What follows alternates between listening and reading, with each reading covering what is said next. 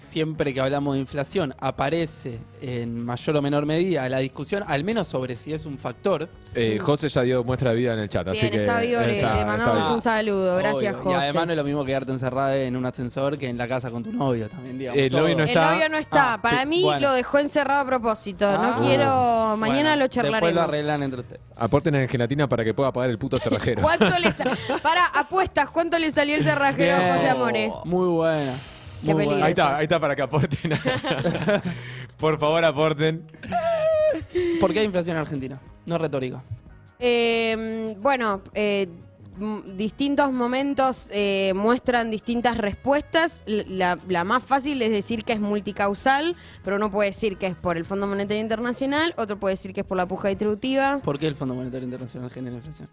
Soy el profe malo, estoy haciendo lo que odio que me hagan. Así Porque que las denme a variables... tiempo. Pará, me gusta esto, Porque las variables de condicionamiento que tiene el Fondo Monetario Internacional son variables que no permiten... ¿Estoy chabullando ya? No, hasta ahí va bien. Hay algo de los condicionamientos. O sea, yo creo, hay muchos canales por los cuales se transmite la inflación del acuerdo con el fondo hacia la Argentina. Creo que el Tiene que ver primero con los es el aumento de condicionamientos. tarifas. Exacto. O sea, Si te aumentan las tarifas, bueno, aumentan los precios. Exacto. Aumentan los costos de las empresas para producir y de las familias para vivir. Entonces, es lógico que con todo eso aumente la inflación, ¿no? Si aumenta un costo tan popular en el sentido de que repercute en tantos hogares, bueno, eso obviamente va a repercutir en la inflación. Hay otro canal más que aparece directamente en el condicionamiento que tiene que ver con el tipo de cambio, que te obliga a ir subiendo el tipo de cambio gradualmente. Así que ahí tenemos varios tipos de inflaciones o varias causas de inflaciones que se ven en los manuales. La primera asociado a la inflación por costo, digamos, la energía, ¿no? Aumenta mucho el precio del petróleo. Aumenta mucho el precio del petróleo. Sí. Entonces, es lógico en Argentina o en cualquier lugar del mundo que el petróleo, que es un insumo para tantas industrias, repercute en el nivel de precios. Exacto. No es lo mismo de que suba la pintura de color verde, porque bueno, va a solamente repercutir en las pinturas. Sí. Bien. Entonces tenemos la inflación por costos pensada en la energía, tenemos la inflación cambiaria cuando sube el tipo de cambio. Bien. Esa ha tomado bastante forma en nuestra historia argentina. Cualquiera que conoce la historia argentina va a conocer la inflación por devaluaciones o la inflación cambiaria. Tuvimos en el marco del inicio de la guerra entre Rusia y Ucrania lo que llamamos inflación importada. No estoy diciendo que ninguna de estas sea la causa por sí sola, estoy diciendo las variables que entran en la discusión acerca de qué genera inflación o qué acelera inflación, que no necesariamente es lo mismo, pero que obviamente están muy vinculadas. Claro. Entonces, cuando por una guerra en otro lugar del mundo completamente lejano aumentan los precios de los alimentos y los precios de la energía, bueno, eso llamamos inflación importada porque nos están aumentando los precios de nosotros porque están aumentando en el mundo entero.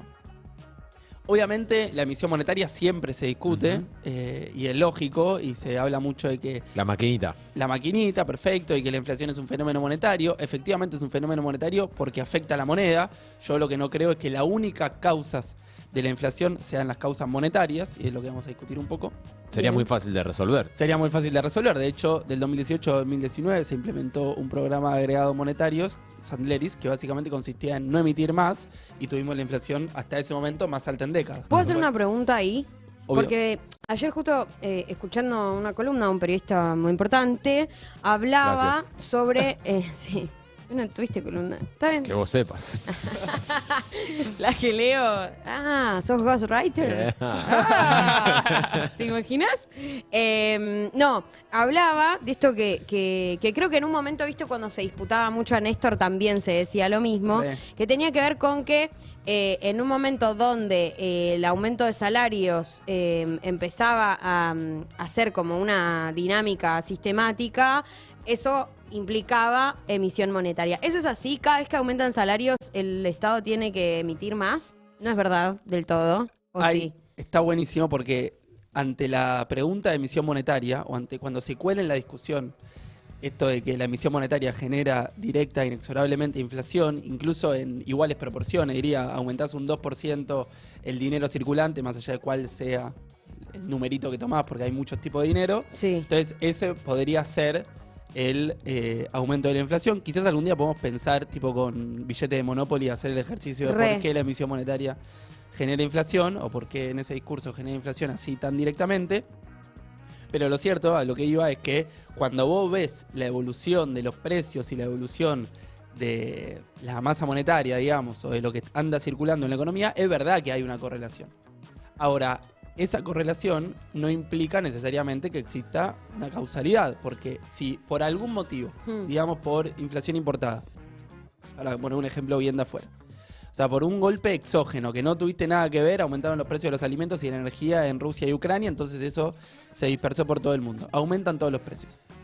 Si vos, en paralelo, acá en Argentina, no aumentás los pesos en circulación, vas a generar que no estén los pesos para consumir energía y alimentos, claro, con lo cual, además del aumento de precios, vas a encontrarte con una caída importantísima de la actividad porque la gente no tiene los pesos para consumir esos bienes. Claro, ¿Me explico? claro, sí, perfecto, Entonces, perfecto. hay algo de que es cierto que la emisión monetaria y el nivel de precios en general, cuando uno lo mira, va a poder encontrar una correlación.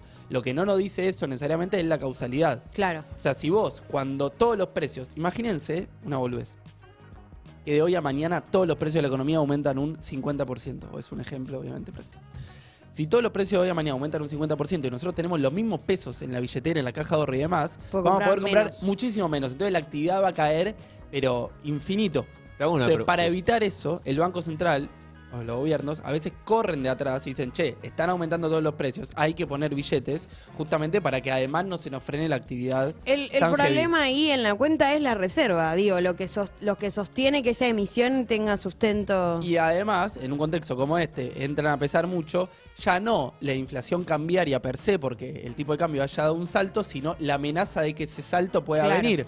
Entonces, son infinitas las cantidades de variables y todavía no nos pusimos a discutir la de la puja distributiva. Cami, la pregunta y vamos con puja.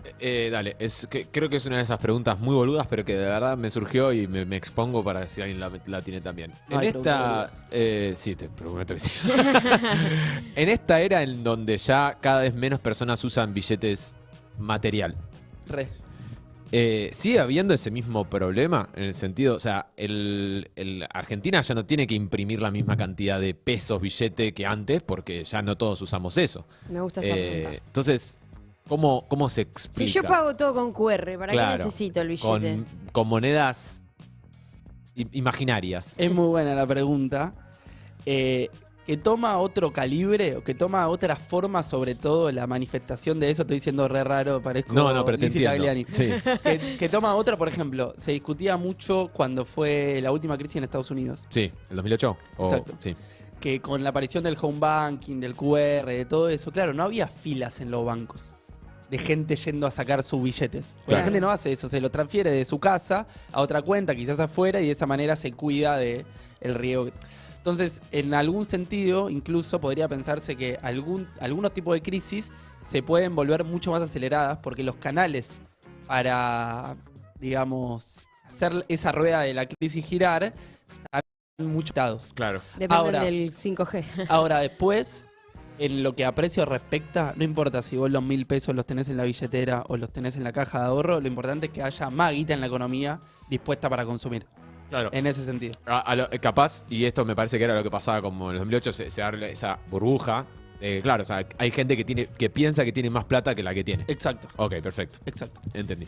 Bien, y entonces nos queda hablar de la puja distributiva, que básicamente consiste en una disputa por cómo se reparte la torta. Cómo se reparte el ingreso nacional, la riqueza, el PBI, pero que tiene que ver con un conflicto por la distribución. Y en ese sentido yo creo que, así como antes le decía, que inexorablemente la inflación es un fenómeno monetario, Sí, también es cierto que la inflación es un fenómeno distributivo, de conflicto, de lucha. Es tan cierta una cosa claro que sí. como la otra, porque al fin y al cabo, bueno, hablemos de que hay un problema en la moneda, pero lo que está en discusión es quién paga los costos de esa pérdida del valor adquisitivo de la moneda, o quién puede, en esos contextos, apropiarse de una renta más importante del ingreso nacional. Ujú. Entonces, en ese sentido, tan cierto como que es un fenómeno monetario, es que es un fenómeno distributivo que básicamente consiste en que en contextos inflacionarios la discusión por los salarios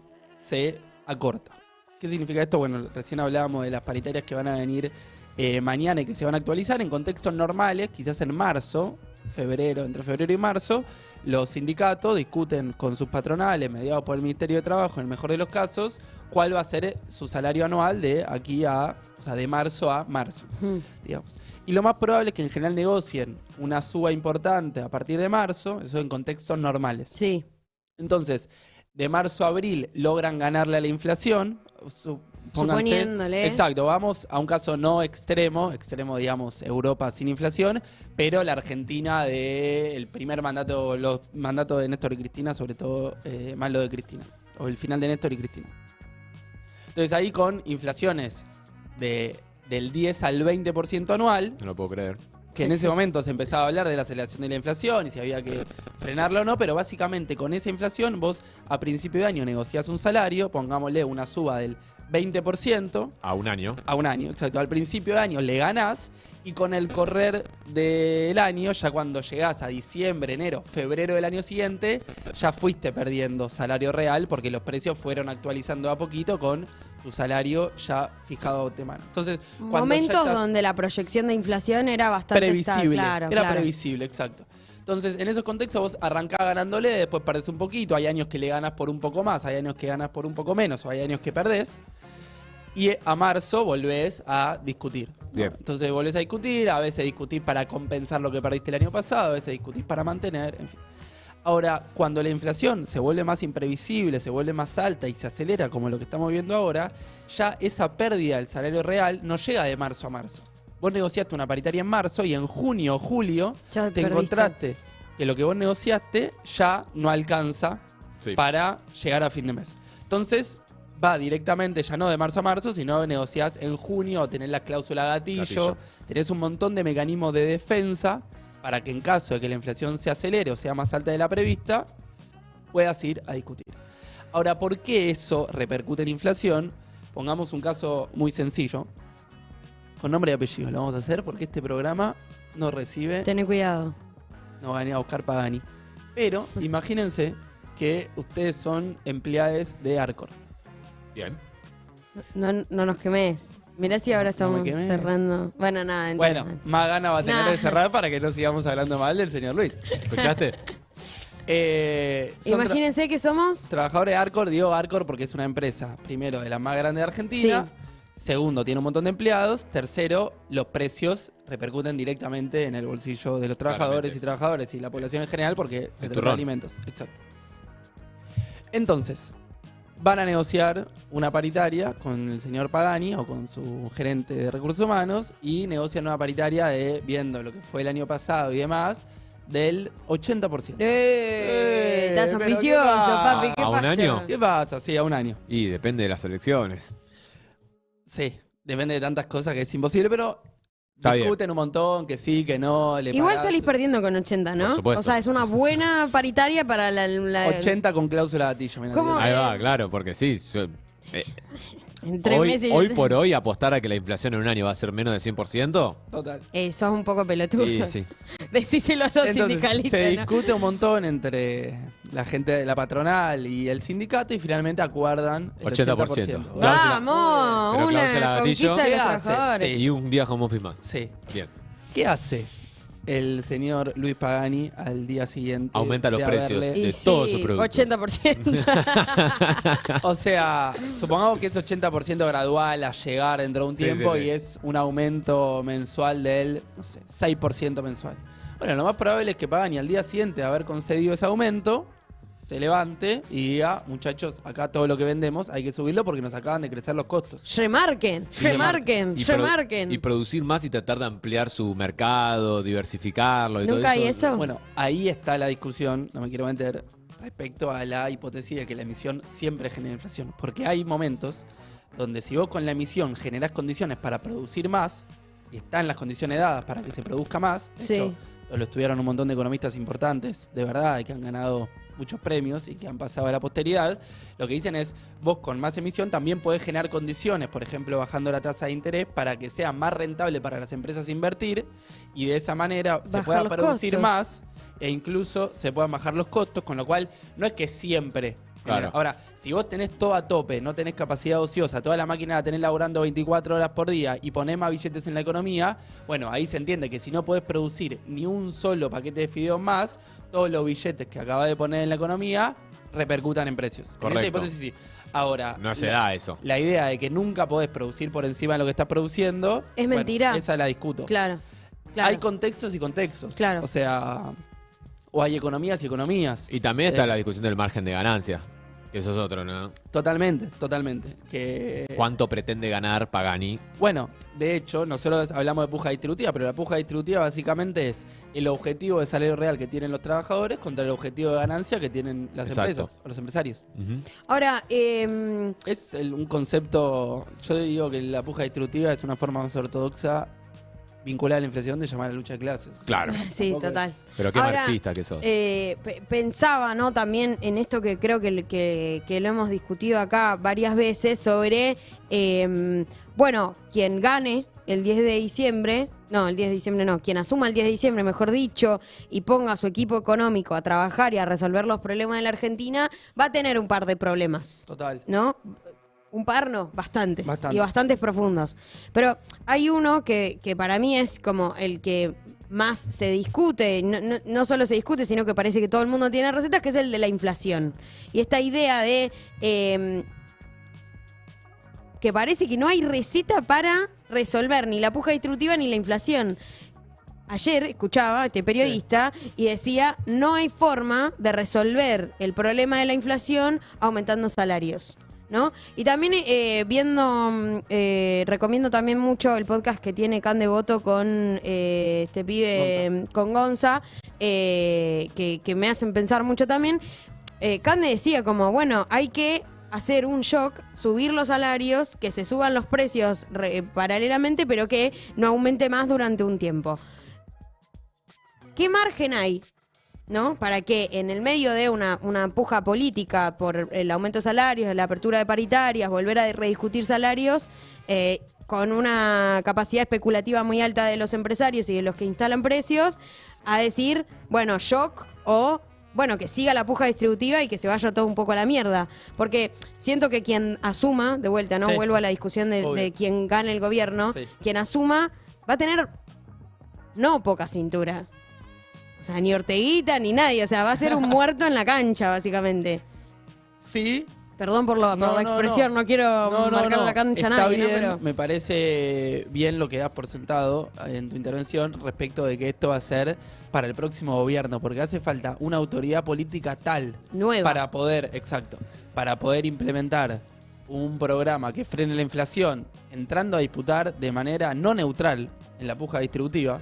Porque lo cierto es que cuando vos sos neutral en una lucha como estas, donde el poder de uno y otro lado ahora viene volcándose, y ahora lo vamos a ver en números, siempre del lado más del capital que del trabajo, no porque todos los empresarios estén bárbaros, de hecho es una situación compleja para un montón de pymes, la inflación que estamos enfrentando, pero lo cierto es que el mecanismo de defensa entre discutir salarios y remarcar precios, en general es un poquito más fácil remarcar precios Por supuesto. que sí. discutir salarios, entonces se propaga más rápido. Ahora, lo cierto es que en un escenario hipotético, solo para que se entienda, si vos vas a discutir un aumento del 6% mensual de salarios y al día siguiente te aumentan un 6% los precios, eso que además te va poniendo pisos cada vez más elevados para la futura inflación, no le sirve a nadie, si fuera Claro. así. Si fuera siempre 6 y 6, 7 y 7, 8 y 8. Porque aparte, o sea, los que consumen tus propios productos son los mismos trabajadores. O sea, Además Es eso. como- Y genera una imprevisibilidad imposible. Bueno. Entonces, hay incentivos, sobre todo cuando la inflación se vuelve tan un problema, porque cuando la inflación es 20, 25, a veces ganás, a veces perdés, quizás los incentivos no están tan alineados para frenarla, porque hay algunos que la pueden pilotear o que creen que le pueden ganar el próximo mes. Cuando la inflación se vuelve tan insoportable como yo creo que lo está haciendo para el 99,9% de la población argentina en este contexto, bueno, es más lógico discutir un plan de estabilización que lo que proponga básicamente en general. Los planes de estabilización se proponen un ajuste de una vez Sí.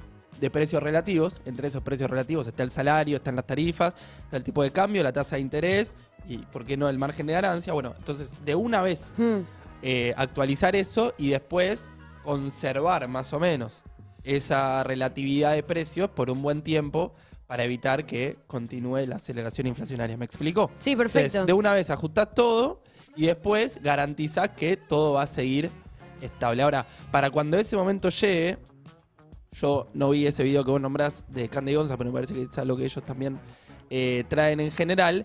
Hay que ver las condiciones iniciales de dónde partir. Claro. Y en ese sentido, tenemos algunos gráficos, no sé si... Porque no es que, o sea, no es que vos puedes aumentar salarios y aumentar tarifas y eso va a ser justo, porque la verdad que venimos perdiendo hace un montón. Exacto, entonces, hay algo, o sea, para pensar quiénes pierden en un plan de estabilización o quiénes ceden qué, bueno, pensar quiénes vienen perdiendo Hace años. en el último tiempo. Entonces tenemos algunos ¿Qué gráfico? numeritos. El primero, bien. Acá tenemos evolución de los salarios reales. Empiezan en octubre del 2016 porque es cuando arranca la serie de no registrado. Entonces, para poder mirar los tres en simultáneo, arranca en octubre del 2016. Ustedes dirán, ¿por qué no arranca en diciembre del 2015 o en 2017? Por el motivo de cuándo arrancan los datos. ¿Qué es, cómo se toman los datos del sector privado no registrado? El sector privado no registrado surge de la encuesta permanente de hogares, Bien, de la EPH. La EPH. Exacto, no de la FIP ni del CIPA, porque no están registrados justamente, pero los trabajadores cuando les preguntan cuánto ganan en sus casas, dicen, y además dicen si realizan o no aportes al sistema previsional y de esa manera se asocia a que esté o que no esté registrado. Lo hablamos en la otra columna. Exacto. Sí. Te voy a decir algo. Se te está bajando la silla. Yo decía que Sí. cada vez me queda más alto. ¿Cómo tipo así? Yo decía, ¿cómo puede ser? Se me habrá caído el Es micrófono. una perfo. La cambié yo antes y Soy no los olvidé aliens. decirte. Estaba claro, no, yo iba a decir la inflación, boludo. Ojalá. Verdad, hay que ser optimista un poco, ¿no? No hay algo. Clave, no nombramos entre los Ah. factores. Bueno, pero cuando hablábamos de la posibilidad de un salto en el tipo de cambio, son también las expectativas, ¿no? Entonces, tenemos la evolución de los salarios reales, que, veamos, O la involución. arranca en 100. Yo le marqué con numeritos cuánto estaba más o menos en abril del 18, que es cuando se desata la crisis cambiaria que usaron para traer al FMI. Bien. Está bastante parecido, digamos, del 2016 al 2017, de octubre del 2016 a octubre del 2017 no se perdió tanto. Ok. No. Otras cosas porque era un año electoral. Y fíjense cómo entregan en 2019. Sí. Es el segundo, o sea, la segunda columna de numeritos. Que ahí sí, ya se empiezan a ver pérdidas importantes. Ni hablar Perdón. que no lo estamos comparando contra 2015, ¿eh? Estamos No, comparando no. contra 2016. O sea, toda la pérdida de Que poder ya, claro, que adquisitivo ya estaba. que hubo de 2015 a 2016 no la estamos tomando en cuenta. Bien. Es otro gráfico y no, ni lo quiero Es ver otro porque gráfico me que como mato. no tenemos la serie. Exacto. Escúchame, ¿para Sí. qué es este? 100,41 es que de cada 100 pesos que ganaban los trabajadores del sector privado registrado en octubre del 2016, Sí. en abril del 2018 ganaban 100 pesos con 41 centavos. O sea, un poquito más. Ok. Ah, Mínimo. ok. 40 centavos más. O sea, nada. Y lo mismo, o sea, de cada 78,80. no, siempre de cada 100. De cada 100. Siempre de cada 100 que cobraban en octubre del 2016, ¿cuánto cobraban en cada otro momento? Uy, pará, ¿Me o sea, explico? de cada 100 que cobrábamos en octubre del 2016, Hoy los trabajadores cobran no 62. registrados están cobrando, en realidad esto llega a enero del 23, Me mato. cobran casi un 37% menos. O sea, es muy grosa la pérdida, Claro. sobre todo de los trabajadores no registrados, pero incluso del 2019 al 2023, un toque más ese gráfico en el que estábamos y ahora pasamos al otro. Claro, Eh, esa de la brecha no la de un día para otro. Esa es la Totalmente. masa, lamentablemente. Y vean que del 2019 al 2023, o sea, partiendo del 78, 80, 83, 84, esos números que ven ahí, en violeta está la curva del sector privado registrado, digamos, los trabajadores formales. En verde están los no registrados y en amarillo está el total registrado. No es un promedio exacto porque obviamente no es la misma cantidad de trabajadores en uno y otro sector y aparte acá no incluía el sector público porque Eso eran te iba a preguntar. demasiadas, Ok. demasiadas curvas, pero el hecho de que la curva de total registrado esté tan cerca de el sector privado del sector privado registrado, da la cuenta de que el sector público evolucionó bastante parecido Sí, al está sector por ahí. privado registrado. Claro. Por bien, eso va tan bien. parecido al sector. Perfecto. Bien.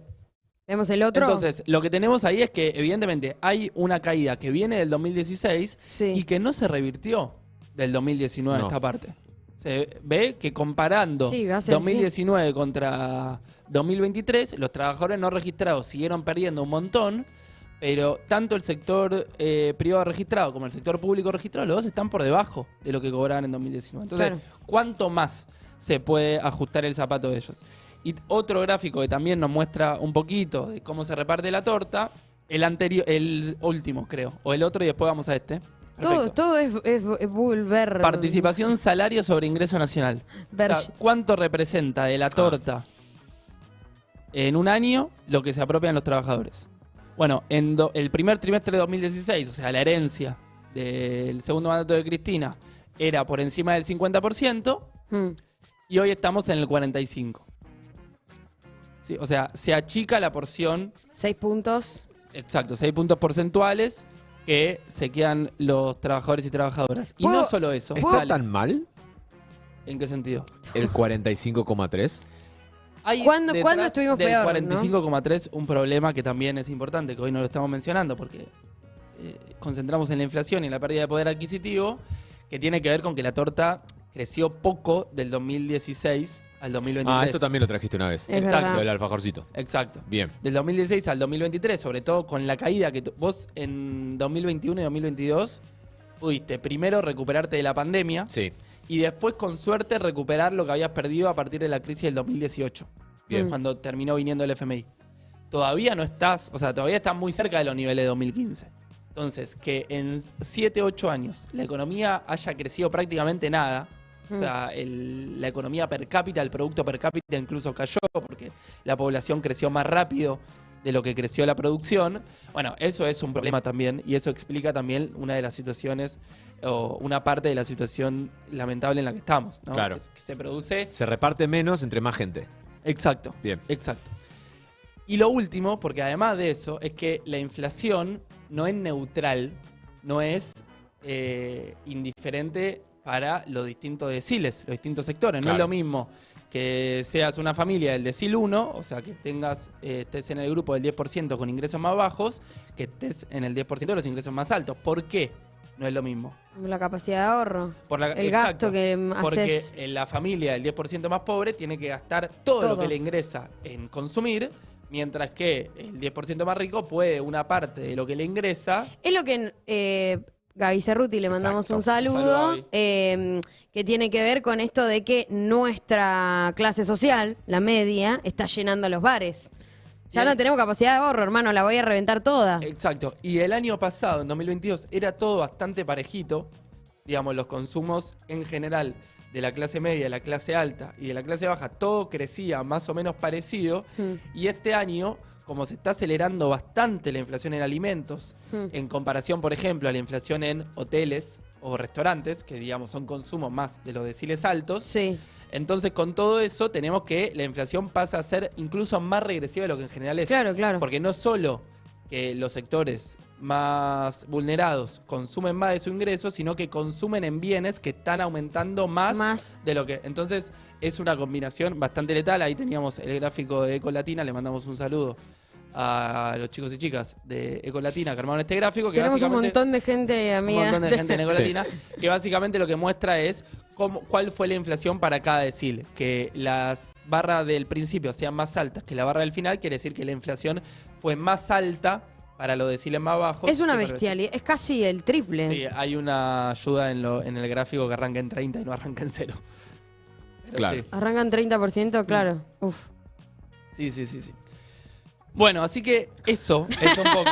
Bueno, eh, chicos, me voy. Ya les dije Eso todo. es un poco lo de la puja distributiva y ante eso se discute cómo revertir esta situación. Es obvio que seguir escalando en la discusión va a derivar, sobre todo en el contexto en el que estamos, es difícil pensar que esta aceleración de la puja no redunde en una aceleración de la inflación, Sí. pero para cuando se logre el plan, o para cuando se discuta al menos el programa de estabilización, tiene que estar sobre la mesa cómo se va a revertir eso. Un poco lo que vos traías del reel de Instagram, o no sé dónde lo viste.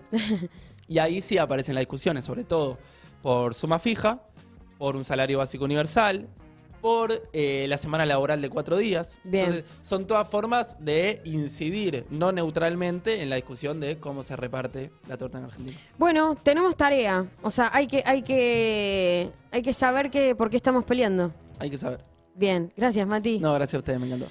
Vamos a una tanda, vamos a escuchar un tema de Dios que un ratito y nosotros ya volvemos con todas mis recomendaciones.